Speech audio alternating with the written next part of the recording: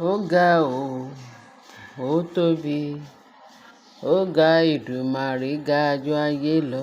Ó ga o, ó ga yéye, ó ga Èdùmàrè ga ju oṣó àti àjẹ́ àti èmèrè àti gbogbo ẹ̀yin ẹlẹ́bọ lóògùn tẹ́ wà ní ààfin kábíyèsí.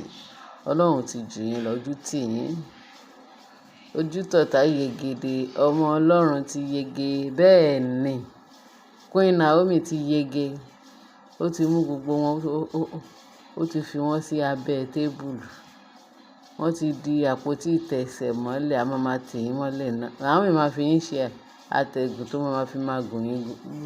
Àkàbà ló máa fi yín gùn lọ sókè. Ẹ túbọ̀ máa sáré o. Gbogbo eré yín ó ti dasán ti dòfo. Bẹ́ẹ̀ ni, Tóbi lọ́ba. Wọ́n ní olórí Tóbi pé ó wà tó gbọ́ pé Queen Naomi ti gbọ́nra jìgì. Ikú ti sá lọ lọ́dọ̀ ọmọ yẹn. Mo gbọ́nra jìgì, ikú sá lọ lọ́dọ̀ mi o. Mo gbọ́nra jìgì, ikú sá lọ. Àrùn sá lọ lọ́dọ̀ mi.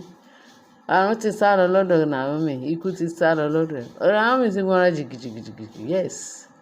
Ògo ni fọ́lọ́run níbi tó Sátánì àtàwọn ọmọ ogun rẹ̀ fojú sí. Ọ̀nà ògbàbẹ̀. Olúwa o ṣeun, Olúwa o ṣeun, Olúwa o ṣeun. Bẹ́ẹ̀ ni, bí Naomi ṣe ń ta pọ́npọ́n ní gbogbo àwọn ọmọ tó wà nínú ẹ̀ máa ta pọ́npọ́n. Ṣó ti bí kan náà, ó yìí máa bí sí, ó máa bí sí títí láé àti láéláé. Bẹ́ẹ̀ ni, Queen Naomi ti fún gbogbo wọn ní wòtòwòtò pé ẹ̀yin kẹ̀, bí òun ṣe wà yìí, òun ti dúró tán. Wọ́n ló send message ńlá kan wá fún wọn. Ó bá ní lóòótọ́ ibi tẹ́ fojú sí ọ̀nà gbàbẹ̀ o. Kíní ló tiẹ̀ wá jà òun yẹn Tóbi lọ́ba. Ó sọ fún Naomi pé Naomi sọ pé òun stubborn, òun á dẹ̀ make sure pé òun á fi lákàlàkà. Iṣẹ́ tán rán ni, wọ́n rán iṣẹ́, fèrè tán fọ́ sí nínú òun ló fọ́n jáde. Ashley gan pàápàá, ṣé mọ̀ pé ọ̀rọ̀ wọn,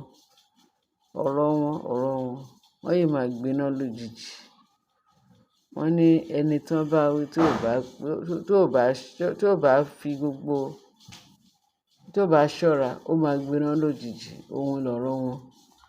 Bẹ́ẹ̀ ni, ẹ̀yin kẹ̀mí báwo Olúwa ti ṣeun. Mélòó la fẹ́ kà nínú iṣẹ́ tẹ́ ṣe sí ara sí tẹ́ ń tró fún Naomi. Ọlọ́run ti jù wọ́n lọ.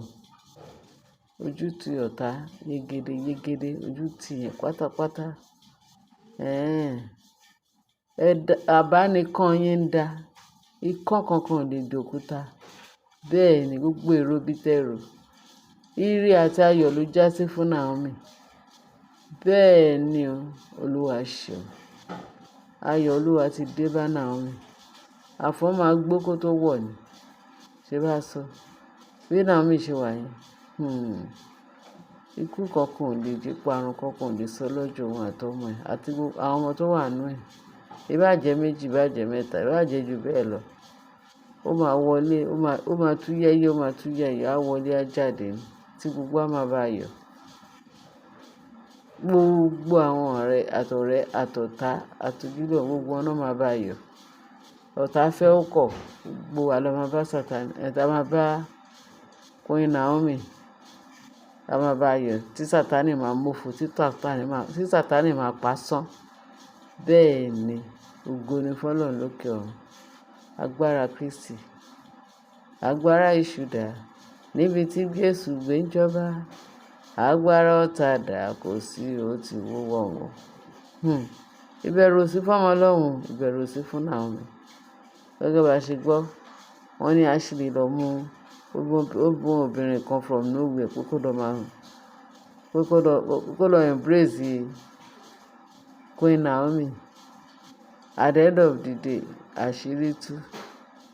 Tó fi sọ pé wọ́n rush ọmọ yẹn lọ sí hospital. Queen Naomi lọ sí hospital. Iná dà pé bóyá wọ́n fẹ́ ṣẹ́ oyún yẹn ní àbọ̀jọ́.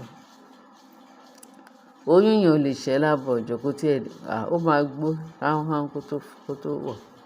Agbára Kristi. Naomi bó ṣe fowó pọ̀ ọ̀tún kúnlẹ̀, bẹ́ẹ̀ náà ni tó máa fi ti òsì dìde. Agbára Kristi Jésù ọba ìyanu. Ògo ni fún Ọlọ́run lókè ọ̀run. Olúwa ẹ ṣé. Wọ́n ló send message wá fún wọn láàfin pé kán túbọ̀ tẹra mọ́, kán máa sá eré o. Wọ́n máa bá Ọlọ́run Olódùmarè níwájú. Kán máa sá eré náà. Jésù Kristi náà máa bá níwájú. Tọ́lọ́run dẹ̀ máa mú gbogbo agbára wọn pátápátá tó máa dásán tó dòfo. Tó máa wọ agbára wọn máa wà mọ́lẹ̀ ni. Wọ́n máa jóná ráúráú ni. Olúwa ṣeun. Wọ́n ló send message pé òun ti gbọ́n ara jìgì o, ikú ti sá lọ. Pé kì í ṣe Naomi ti tẹ́lẹ̀ tẹ̀ wọ́n. Naomi sìn express ni. Tó bá ṣe ń gbé wá làwọn máa fi padà. Bẹ́ẹ̀ ni. Pé kò sáyé pé smell nǹkan kan. Kò sí nǹkan tó lè ṣe.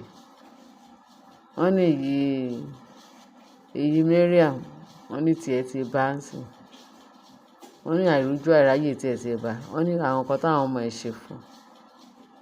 Ẹ̀ta àìtí gbọ́dọ̀ rẹ̀ kó tún sọ pé àwọn ọmọ ẹ̀ ṣe fún. Wọ́n ní àwọn ọmọ ẹ̀ ti lérí léka fún. Wọ́n dẹ̀ máa ṣèké mẹ́ẹ̀ẹ́dọ́gbọ̀n fún. Èyí tó sì jẹ́ náà sírù yẹn kan tó fojú yẹ èrè kì í ṣe kékeré. Bẹ́ẹ̀ ni, bàtí ìyá ọ̀bá responsible. Kò sí bó ṣe lè jẹ́.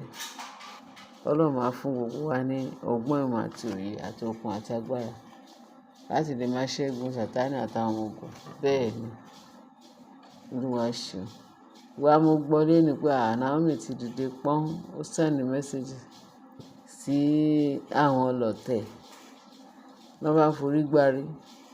Wọ́n fi kún lókun pé abẹ́ máa gbọ́ message tí Naomi send sáwọn. Máa gbọ́ message tí Naomi tó ṣe gbá ó ṣàwọ̀. Wọ́n lẹ̀ ti ṣí. Ẹ ti ṣí o. Bẹ́ẹ̀ ni. Wọ́n ti ṣí. Iṣẹ́ èèyàn wa. Wọ́n ní Naomi nìkan fòkan níṣó. Wọ́n máa bá Ọlọ́run wájú. Wọ́n bá Jésù Kristi níwájú. Ẹ rí i pé Queen Naomi ó ti wà very good nísìn. Ibi tó ta fojú sí ọ̀nà gbàgbé. Ara ẹ̀ ti yá o. Ọkàn ìṣàwọn ọmọ. Bẹ́ẹ̀ ni. Àbọ̀ Ọlọ́run adájú lọ bó ṣe fi ní ṣoyún. Bẹ́ẹ̀ náà ló máa fẹ̀yìn gbọ́mọ pọ̀. Ó máa bímọ gẹ́gẹ́ bí àwọn ọmọ Hébérù. Àwọn ọmọ Hébérù. Tó jẹ́ pé nígbà táwọn ọmọ Hébérù tí wọ́n ń sùn fọ́nfọ́nfọ́nfọ́n tọ́lọ́run kó kán wọn ní egungun èjìká. Ó ṣẹ́ wọn mọ́lẹ̀. Wọ́n sùn lọ fọ́nfọ́nfọ́n. Tí ire Naomi fi dé.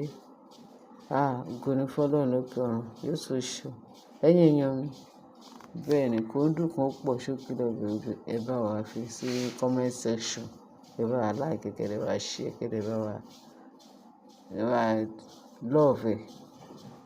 Àbọ̀ Ọlọ́run dájú lórí wa. Àánú Ọlọ́run á wà pẹ̀lú wa. Bẹ́ẹ̀ ni a máa yayọ̀ ṣẹ́gun ní gbogbo ìgbà. Jésù Kristi Olúwa wa. Amen. Ẹ ṣé bí ẹ ṣe tẹ́tí sí wa ẹ̀yin èèyàn mi.